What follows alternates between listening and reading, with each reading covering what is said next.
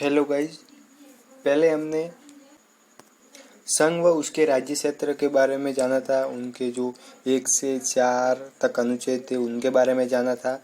अब हम आगे केंद्र शासित प्रदेश व राज्यों का उद्भव कैसे हुआ उनके बारे में थोड़ी जानकारी लेंगे, क्योंकि पहले हमने 1 से 4 तक अनुच्छेद के बारे में जान लिया था। साथियों, आज़ादी के समय राजनीतिक इकाइयाँ ब्रिटिश सरकार के शासन के अधीन और राजा के शासन के अधीन जो देशी रियासतें थी। साथियों, 1947 में भारतीय स्वतंत्रता एक्ट आया, जिससे भारत और पाकिस्तान को दोनों को अलग अलग किया। साथियों, इस एक्ट के तहत रियासतों को 3 विकल्प दिए गए, या तो भारत में शामिल हो, या पाकिस्तान में शामिल हो, या आप स्वतंत्र रहें। तो 552 रियासतें भारत की भौगोलिक सीमा के अंदर थी, जिसमें से 549 ने तो भारत में शामिल हो गई, लेकिन 3 रियासतें जूनागढ़, हैदराबाद और जम्मू कश्मीर जो भारत में शामिल नहीं हुई थी। जूनागढ़ को जनमत संग्रह के द्वारा भारत में शामिल कर दिया गया और हैदराबाद को कानूनी कार्रवाई, पुलिस कार्रवाई करके शामिल किया गया, और जम्मू और कश्मीर को बाद में भारत में अलग से प्रावधान करके शामिल किया गया। साथियों, जब भारत आज़ाद हुआ तो भारत के राज्य थे उनको 4 भागों में बांटा गया था, और उनमें भी भाषाई संबंधी विवाद। साथियों, देश के विभिन्न भागों में मांग उठने लगी कि राज्यों का भाषा के आधार पर पुनर्गठन हो। तो राज्यों के पुनर्गठन संबंधी समितियां बनाई गई कि क्या राज्यों का भाषा के आधार पर गठन हो।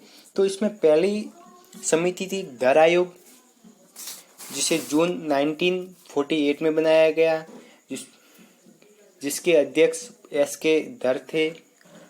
इस समिति ने अपनी रिपोर्ट दिसंबर 1948 में सौंपी गई। तो इसकी सिफारिश थी कि राज्यों का पुनर्गठन भाषा के आधार पर न होकर प्रशासनिक सुविधा के अनुसार हो।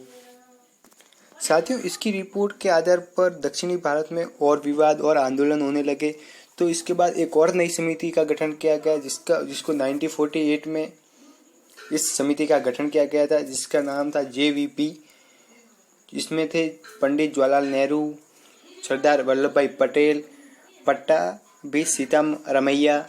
ये इसमें 3 सदस्य थे। इसके अध्यक्ष नेहरू जी थे, और इसने भी अपनी रिपोर्ट अप्रैल 1949 में पेश की। तो इसने भी ये अस्वीकार कर लिया कि राज्यों का पुनर्गठन भाषा के आधार पर हो।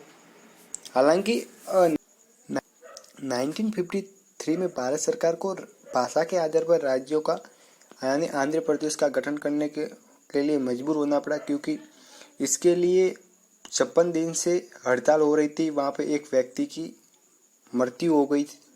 इसके लिए भारत सरकार को भी मजबूरी में भाषा के आधार पर आंध्र प्रदेश का गठन करना पड़ा। तो हमारा इधर यहाँ प्रश्न बनता है कि भारत में वह कौन सा राज्य है जिसका भाषा के आधार पर पहली बार गठन हुआ, तो वो आंध्र प्रदेश है। फिर इसके बाद एक और समिति का गठन हुआ, उसका नाम है फजल अली आयोग, जिसका दिसंबर 1953 में गठन किया गया। इसके अध्यक्ष फजल अली थे, और इसके 2 सदस्य थे, SN कंजरू और KM पणिक्कर। इस समिति की सिफारिश में राज्यों के पुनर्गठन में भाषा को मुख्य आधार बनाया, लेकिन एक राज्य एक भाषा के सिद्धांत को अस्वीकार कर दिया। इस समिति ने 4 कारकों की पहचान की जिसके आधार पर राज्यों का गठन हो। तो इसमें पहला कारक है भाषाई व सांस्कृतिक एकरूपता हो, विनिमय, आर्थिक, प्रशासनिक तर्क, देश की एकता अखंडता का अनुरक्षण व संरक्षण हो, और प्रत्येक राज्य या पूरे देश के में लोगों के कल्याण की योजना व उसका संवर्धन हो। यदि कोई राज्य का पुनर्गठन हो तो उसे इन 4 कारकों को पूरा करना अनिवार्य है। और आयोग ने यह भी सलाह दी कि मूल संविधान में 4 राज्यों के वर्गीकरण को समाप्त कर दिया जाए। उसमें क, ख, ग ऐसे 4 राज्यों को 4 प्रकार में बांटा गया था, और इसने 16 राज्य व 3 केंद्र शासित प्रदेश बनाने की सलाह दी। तो इसमें से सरकार ने 7वां संविधान संशोधन करके वो मूल संविधान में 4 प्रकार के राज्यों के वर्गीकरण को समाप्त कर दिया। और 14 राज्य और 6 केंद्र शासित प्रदेशों का गठन किया गया। यानी क ख को मिलाया के एक दूसरे को मिलाकर इसका गठन किया गया। साथियों 1956 तक 14 राज्य तथा 6 केंद्र शासित प्रदेश थे और उसके बाद 1956 के बाद और नए राज्य और केंद्र शासित प्रदेशों का गठन हुआ। इसकी भी हम जानकारी हासिल करेंगे। साथियों 1956 के बाद बम्बई राज्य था, उसको दो राज्यों में विभक्त कर दिया। एक तो उसको भी भाषा के आधार पर विभक्त किया। जहाँ मराठी थे उनको महाराष्ट्र में और जहाँ गुजराती बोलते थे उनको गुजरात में अलग कर दिया। तो हमारा 1956 तक तो हमारे पास 14 राज्य थे। तो 1956 के बाद हमारा एक और नया राज्य मुंबई से विभक्त हुआ, वो था गुजरात। तो हमारा 15वां राज्य गुजरात बना। साथियों इसके बाद दादर व नागर हवेली जो हमारे भारत आज़ाद होने के बाद जो हमारे अधीन नहीं था, ये पुर्तगालियों के अधीन था। यह 1954 तक पुर्तगालियों का शासन था। फिर 1961 तक यहाँ लोगों द्वारा सब शासन से इसका संचालन किया गया। फिर हम भारत में 10वां संविधान संशोधन करके इसे संघ शासित क्षेत्र में परिवर्तित करके भारत में शामिल किया गया। हमारा 15वां राज्य गुजरात था और 1956 से पहले 6 केंद्र शासित प्रदेश थे और 7वां हमारा केंद्र शासित प्रदेश दादर व नागर हवेली हो गया। तो अगला हमारा आता है गोवा व दमन दीव। ये भी हमारे भारत आज़ाद होने के बाद हमारे अधीन नहीं थे। ये भी इसको भी 1961 में पुलिस कार्रवाई के तहत 12वां संविधान संशोधन कर संघ शासित प्रदेश में शामिल किया गया और 1987 में गोवा को पूर्ण राज्य का दर्जा दिया गया। साथियों अब तक हमने गुजरात, दादर व नागर हवेली, गोवा व दमन दीव के बारे में जाना।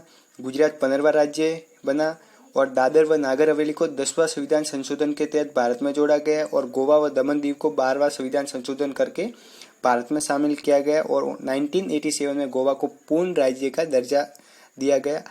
साथियों अगला हमारा पंडुचेरी आता है, जिस पर फ्रांस का शासन था, फ्रांसीसियों का शासन था और 1954 में फ्रांस ने भारत को राज्य दे दिया गया और इसे भी 14वां संविधान संशोधन करके भारत में शामिल किया गया बाद में। साथियों अगला हमारा नागालैंड आता है, जिसको असम से अलग किया गया 1963 में। ये इसलिए किया गया क्योंकि नागा आंदोलनकारियों की संतुष्टि के लिए इस राज्य का गठन किया गया और ये हमारा 16वां राज्य का गठन किया गया। 15वां राज्य हमारा गुजरात था और 16वां राज्य नागालैंड हो गया। जो दमन दीव, गोवा, दादर व नागर हवेली आए वो केंद्र शासित प्रदेश थे और गोवा को 1987 में पूर्ण राज्य का दर्जा दिया गया था। साथियों अगले राज्यों का गठन के बारे में जो 14-15 और है, इसके बारे में हम अगली क्लास में जानकारी हासिल करेंगे। धन्यवाद।